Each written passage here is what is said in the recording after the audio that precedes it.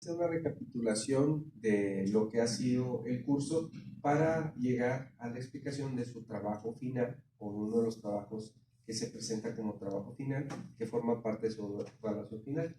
Entonces, lo primero que decíamos es que la teoría es una explicación plausible al fenómeno. Con anterioridad, la teoría que se enseñaba en las escuelas mexicanas de arquitectura tenía que ver con José Villagrán, el gran teórico de la UNAM, pero poco a poco hemos trascendido esa posición y ahora entendemos que hay diferentes explicaciones o muchas explicaciones para el fenómeno del arquitectónico.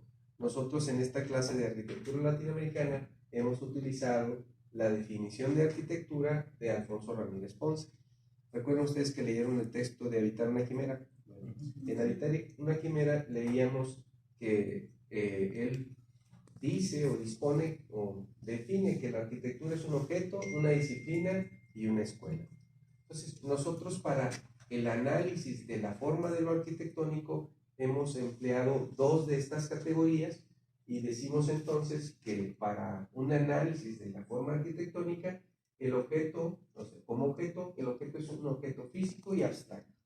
Y decíamos, poníamos tres ejemplos de un ejemplo físico, masa, volumen y resistencia térmica. Entonces, ¿cómo sabemos que esta es una propiedad física? Se encuentra en la cosa y puede tener unidades de medida, como pueden ser kilos, litros, masa, ancho, alto, decibeles, resistencia térmica, etc. Y después decíamos que el objeto físico también puede ser, que el objeto puede ser físico u abstracto. ¿Sí?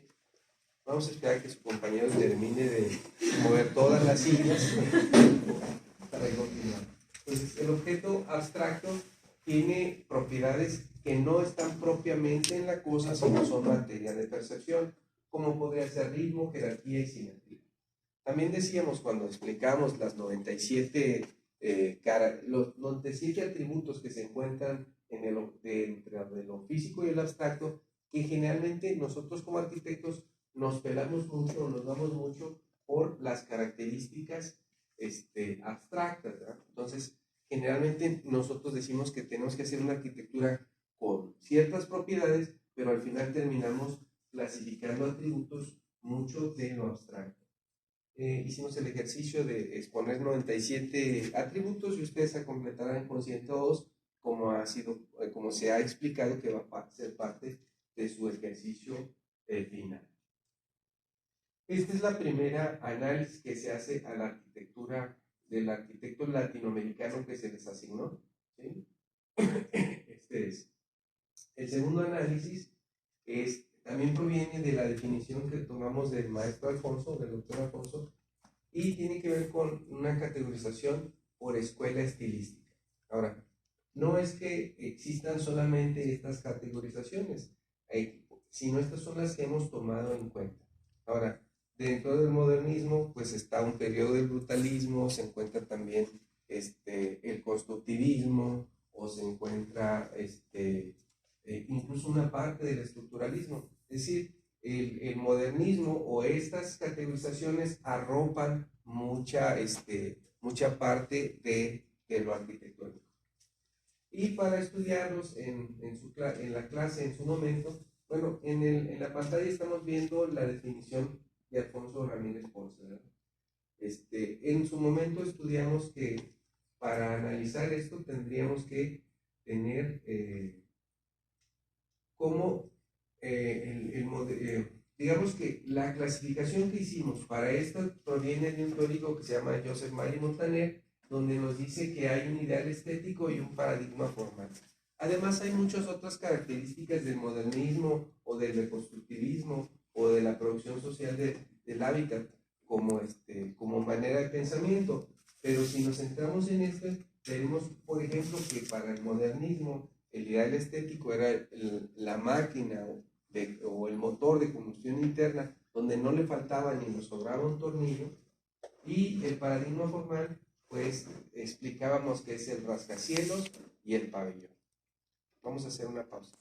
Bueno, aquí en el ejemplo estamos viendo En la pantalla de la proyección estamos viendo lo que decíamos acerca de la modernidad, que incluye a diferentes corrientes o tendencias, como el estilo internacional, el constructivismo, el brutalismo, los congresos internacionales de arquitectura moderna. El ideal estético o ideal de belleza, el motor de combustión interna, el lema tan famoso, la forma sigue la función, y podemos ver que hay una ligereza en sus paredes y que todas son ortogonales. Y el ejemplo que tenemos es de un paradigma, un pabellón y un rascacielos. Y aquí en el siguiente ejemplo vemos este pabellón de Barcelona que ya hemos estudiado en clase, que hemos visto todas sus características, y vemos, también sabemos cómo llegó a influir en lo que es la arquitectura en toda Latinoamérica y en México. Bueno, si bien este es el pabellón, pues acá vemos el ejemplo por antonomasia de rascacielos de vidrio, forrado por vidrio. Ya hemos analizado lo contradictorio que una de sus paredes no sea vidrio, pero en realidad sea una pared ciega y una pared de bloque forrada con vidrio. Se cae el argumento de la forma sigue la función. Después vimos lo modernidad, donde el ideal estético, pues, lo feo y ordinario que propone Venturi, Scott y Eisenhower, su equipo de trabajo en Aprendiendo de Las Vegas, donde de una manera irónica dicen pues que ellos pretendían hacer una arquitectura fea ordinaria muy diferente a la arquitectura moderna, ¿no? Aquí ellos recuperan paredes y dicen que la función sigue a la forma, y hay paredes gruesas y ortogonales, ¿no? Y nos ponen el ejemplo de cómo hay que aprender del pato y el tinglado decorado. Y bueno, vimos este pato, pero también vimos muchos otros patos, ¿verdad?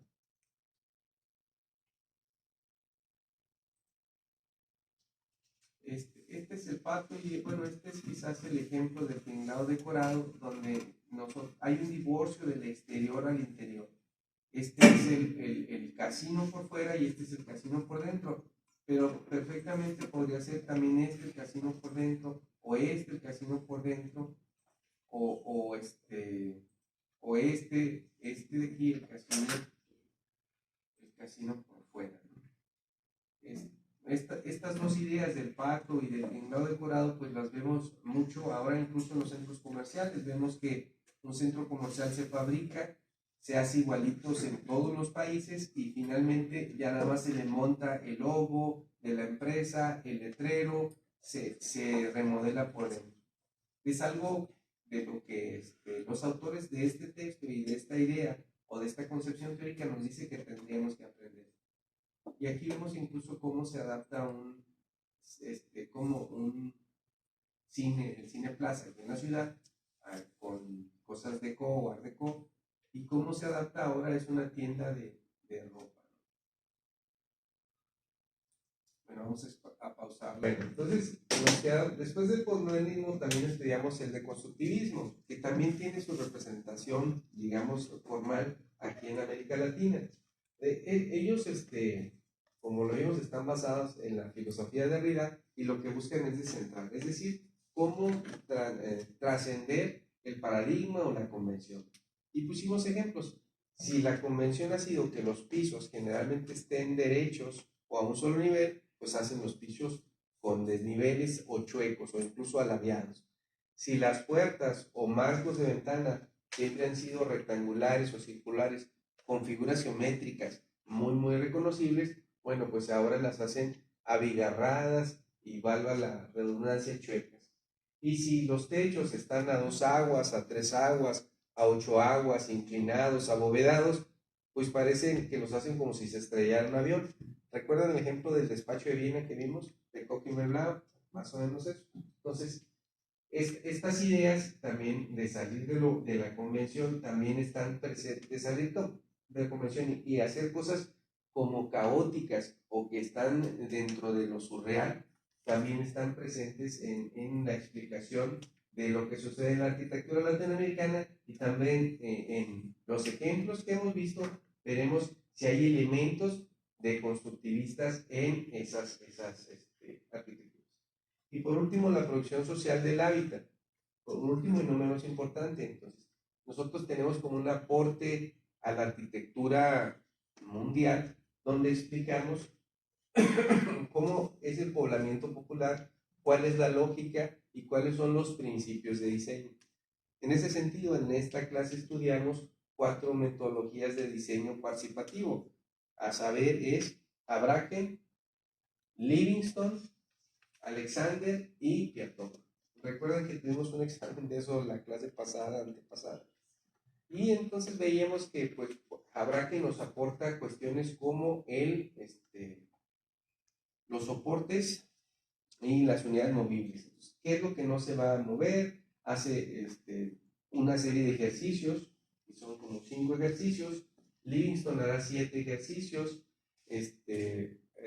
Piattoni hará 4 ejercicios, y Alexander hace lo propio con el diseño de patrones, que también hará múltiples ejercicios. Bueno, este es el segundo modelo de análisis de la forma del urbano arquitectónico cuyo arquitecto o cuya arquitectura ya se les asignó. Después vemos esta manera de análisis, quizás un poco más sencilla, por la doctora Juan Vélez, que también mezcla un poco la cuestión del gusto de la sociología desarrollada por Pierre Bourdieu. Entonces, digamos que para ella solamente hay 2 tipos de arquitectura en toda América Latina y en general en todo el mundo: la que es expresiva y la que es abstracta.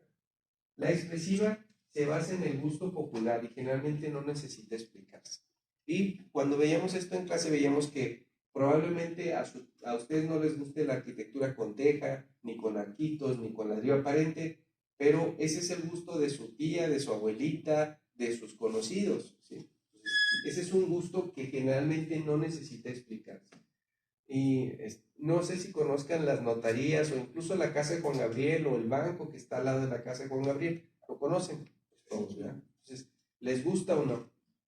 Pues puede ser que no lo consideren particularmente tan atractivo, pero sí se le reconocen muchas cosas, muchos elementos de diseño. A la mayoría de la gente le gustaría más vivir en ese tipo de arquitectura que en una arquitectura minimalista, ¿sí? Entonces, como les digo, aquí hay 2 categorías. Ese objeto que van a estudiar, o es expresivo o es abstracto. Es expresivo si tiene elementos del gusto popular y realmente no necesita explicarse en su ideal estético ni su paradigma formal. En cambio, si es un gusto restringido o de la élite, requiere que se explique. Y veíamos aquí que, por ejemplo, esto puede ser unos arcadas o cubiertas inclinadas, recubiertas con tejas, y esto puede ser superficies totalmente puras, con vidrio, transparentes, inmuebles, o con el mínimo de color y movilidad. Bueno, dentro de la producción social veíamos que había problemas para acercarnos a la realidad de la circunstancia.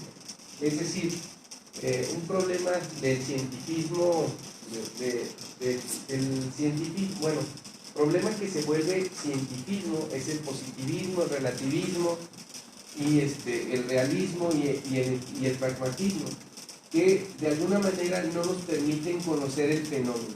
Entonces, hay herramientas que utiliza la producción social del hábitat para entender la realidad social, y la primera, una de las herramientas que se utiliza son los 3 principios de la complejidad de moral que vimos aquí. El primero de ellos es el de recursividad. La siguiente, por favor. El segundo, que ya hemos explicado, de lo gramático, el todo, la parte está en el todo y el todo está en la parte, adelante. Y el dialógico, cosas que parecen contradictorias. Una arquitectura gris, que en realidad es de muchos tipos de grises, o los ejemplos planos, como podría ser: esto es blanco, pero al mismo tiempo es negro; esto está encerrado, pero al mismo tiempo está abierto, ¿sí? Y en la imagen pues, veíamos algunos ejemplos de algo que es contradictorio. Algo que parece ser una cosa, pero en realidad es otra cosa. Hasta ahí la grabación.